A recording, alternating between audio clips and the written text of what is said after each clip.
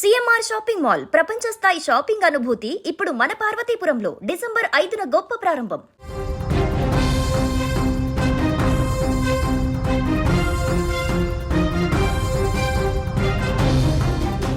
ఏపీలో కూటమి ప్రభుత్వం ప్రజాసేవే ధ్యేయంగా ముందుకు వెళ్తుంది.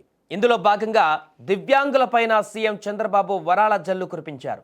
ఇంద్రధనస్సు పేరుతో మొత్తం 7 వరాలు ప్రకటించారు చంద్రబాబు. 7 వరాలలో భాగంగా ఆర్టీసీ బస్సులలో ఉచిత ప్రయాణ సౌకర్యాన్ని కల్పిస్తామని భరోసా ఇచ్చారు. స్థానిక సంస్థలు, కార్పొరేషన్లు, పబ్లిక్ సెక్టార్ ఎంటర్ప్రైజెస్లో కనీసం ఒక దివ్యాంగ ప్రతినిధిని నామినేట్ చేస్తామని వెల్లడించారు. ఎన్నికలలో ఎవరు గెలవకపోతే ఎక్స్ అఫిషియో మెంబర్ పదవిని కేటాయిస్తామన్నారు. దివ్యాంగులు రాజకీయాలలో రాణించి ప్రజాసేవ చేయాలనే ఆలోచనతోనే ఈ నిర్ణయం తీసుకున్నట్లుగా వివరించారు. దివ్యాంగులకు ప్రత్యేక ఆర్థిక రాయితీ రుణ పథకాన్ని పునరుద్ధరిస్తామన్న చంద్రబాబు ఇందుకు 19 కోట్ల వ్యయమవుతుందని అంచనా వేశారు. ఇక షాప్ ద్వారా అన్ని క్రీడా కార్యక్రమాలు, టాలెంట్ డెవలప్మెంట్ పథకాలను అందుబాటులోకి తీసుకువస్తామన్నారు. ఇక వీటితో పాటు వినికిడి లోపం ఉన్న వారికి బాపట్లలో ప్రత్యేక డిగ్రీ కళాశాలను కూడా ఏర్పాటు చేస్తామన్నారు.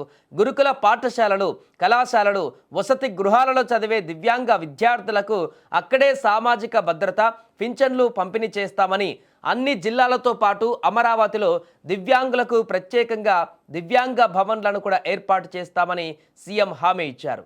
ఇక క్రీడారంగాలలో కూడా రాణించేలా కృషి చేస్తామన్నారు. ఈ సందర్భంగా ఇందుకోసం విశాఖలో 23 ఎకరాలలో national centre for disability sports స్టేడియంను నిర్మించి క్రీడల్లో రాణించేలా ప్రోత్సాహం కూడా అందిస్తామన్నారు.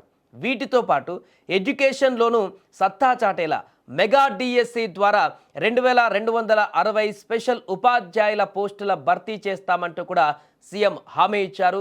దీంతో ఇప్పుడు ఏపీలో దివ్యాంగులు, అదేవిధంగా మిగతా వారు తీవ్ర ఆనందానికి గురవుతున్నారు. ఒక్కసారిగా ఇన్ని వరాలు కురిపించడంతో ముఖ్యమంత్రి చంద్రబాబు నాయుడు పైన ప్రశంసలు కురిపిస్తున్నారు.